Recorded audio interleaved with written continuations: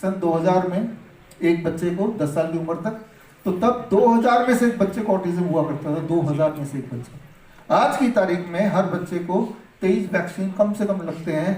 तो आज की तारीख में हमारे देश में हर 100 में से एक बच्चा ऑटिज्म का शिकार है, हर 100 में से एक बच्चा ऑटिज्म का शिकार है।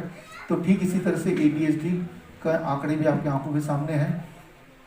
Attention deficit hyper activity disorder, बोलना भी सीख लिया, बात करने लगा, समझने लगा, खड़े होने लगा, लेकिन जैसे जैसे वैक्सीन लगते गए जो जो चीज़ बच्ची को उपलब्धियाँ थी वो वापस आने लगी, धीरे धीरे वो रिवर्स होने लगी, वो गायब होने लगी।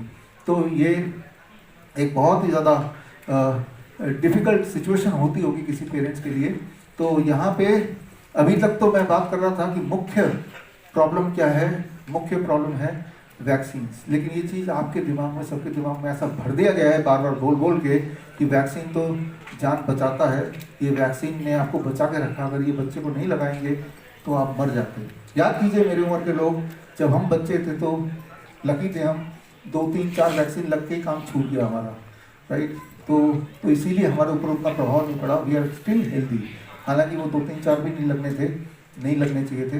तो अब ऐसे बच्चे हम सबके सोसाइटी में हमारे आसपास हैं, तो उनको ठीक कैसे करें। तो पहला स्टेप तो ये हुआ कि ऐसे यहाँ पे डॉक्टर नमिता, तो वेदांशी जो है अब एक बाथरूम सिंगर बन गई है और रोज नीम बात करते हुए गाने गाती है और जबरदस्ती रिकॉर्ड कराती है और 300 बच्चों के कैन व्हाट्सएप ग्रुप में डलवाती है।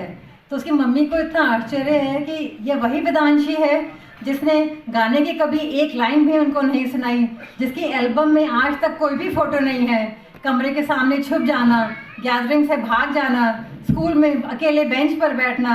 वह कहती है ये 11 साल का सफ़र बहुत लंबा था और आज भी वो 2 दिन का सफ़र पुणे से तय करके आई हैं आपको अपनी कहानी सुनाने के लिए। पीस था, सब कुछ था, होते हुए भी वेदांशी बिल्कुल माइंडली, जैसे कि पागल बच्चे होते हैं वैसी उसकी दिनचर्या थी। कहाँ से उसकी कहानी शुरू करूँ, कहाँ से ख़त्म करूँ, मुझे कुछ समझ में इस टाइम नहीं आ रहा, लेकिन जो भी मेरे से हो सकता है बता सकती हूँ। वेदांशी जैसे ही मॉर्निंग में उठती थी, मैं मुझे 6 बजे उठाती थी स्कूल के लिए, और उठाते ही बिस्तर से वेदांशी को 30 छींके, मैक्सिमम 30 छींके आ जाती थी। जैसे कि हम लोगों को कभी कफ कोल्ड होता है, 5-6 छींके आ जाती हैं, तो हम